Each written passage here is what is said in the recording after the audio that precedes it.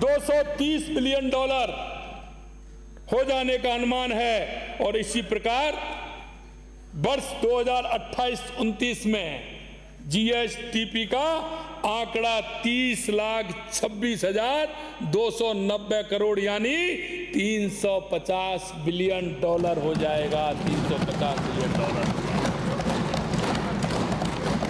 आप लगा लीजिए आंकड़ा।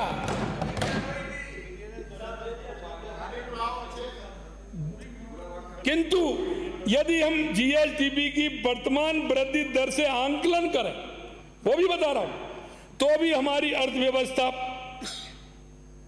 वर्ष 2030 तक इस लक्ष्य को आवश्यक रूप से प्राप्त कर लेगी। हमारी डबल इंजन की सरकार के कुशल वित्तीय प्रबंधन के परिणाम स्वरूप हमें पूरा विश्वास है कि अपने सभी लक्ष्यों को न सिर्फ समयबद्ध रूप से वरन समय से पूर्व प्राप्त करने में सफल होंगे।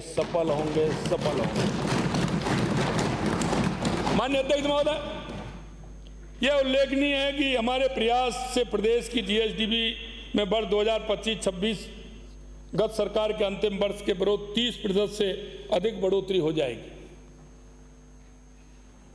अध्यक्ष महोदय, प्रदेश की अर्थव्यवस्था को सुदृढ़ कर युवाओं के लिए अधिकाधिक रोजगार के अवसर उत्पन्न करने की दृष्टि से निवेश को बढ़ावा दिया जाना अति आवश्यक है। माननीय प्रधानमंत्री श्री नरेंद्र मोदी जी से इस संबंध में कहा है कि हमारी सरकार ने देशवासियों को एक बहुत यूनिक कॉम्बिनेशन दिया है और ये कॉम्बो है इन्वेस्टमेंट से एम्प्लॉयमेंट का और डेवलपमेंट से डिग्निटी का। हमारा भी प्रयास है कि हम प्रदेश के युवाओं का स्वाभिमान बढ़ाने की दृष्टि से प्रदेश का विकास तथा रोजगार के अवसर का सृजन सुनिश्चित करें। इसी उद्देश्य से हमारे द्वारा rising Rajasthan global investment summit का आयोजन किया गया। ये बड़ी उसकी मजाक करते हैं। कई साथियों को मैं देखता हूं, जब इसमें कुछ था ही नहीं राइजिंग राजस्थान में, तो आपने क्यों किया, जरा इसको भी बता दें मुझे। जब राइजिंग राजस्थान में है ही नहीं, तो जब आपकी सरकार थी तो आपने क्यों किया। फर्क सिर्फ इतना था, आपने अंतिम साल में दिखाने के लिए किया था और हमने प्रथम वर्ष में राजस्थान की जनता को करने के लिए किया। आप कर रहे हैं जब तो अच्छा हो रहा है, हम कर रहे हैं तो राइजिंग राजस्थान ठीक नहीं है, उसकी आलोचना कर रहे हैं। मैं आगे बताना चाहता हूं अध्यक्ष जी, क्या राइजिंग राजस्थान में किस तरह से काम आगे बढ़ रहा है। माननीय अध्यक्ष महोदय, किसी भी प्रदेश में निवेश वहां नीतियां के लिए नीतियां तथा ईज ऑफ डूइंग बिजनेस की स्थिति के आधार पर ही आता है।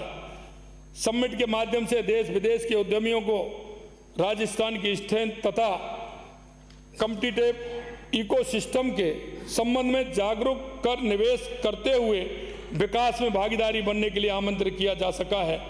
इस आयोजन में 32 से अधिक देशों के उद्यमियों के साथ ही देश के विभिन्न प्रदेशों से भी उद्यमियों ने भाग लिया। जैसा कि माननीय सदस्यों को विदित है, इस आयोजन में पूर्व 10 नीतियां तथा नवीन निवेश प्रोत्साहित योजना लाने, सिंगल विंडो को सुदृढ़ कर सेवाओं की संख्या बढ़ाने के साथ ही 6 माह का गहन आउटरीच प्रोग्राम करने के फलस्वरूप विभिन्न क्षेत्रों में 35 लाख करोड़ रुपए से अधिक निवेश के एमओयू संभव हो पाए। और माननीय अध्यक्ष जी, मैं कहना चाहता हूं कि आपने देखा होगा नीति कौन बनाता है। मैं आपसे इसलिए कहना चाहता हूं, जिनके मन में चेहरा देख करके काम करने की होती है और एक नीति के आधार पर काम करने की स्पष्टता होती है, वो निश्चित रूप से पूरी तरह से दिखता है। वर्तमान सरकार ने जो जारी की गई नीतियां हैं, मैं आपको बताना चाहता हूं, जो नीतियां हैं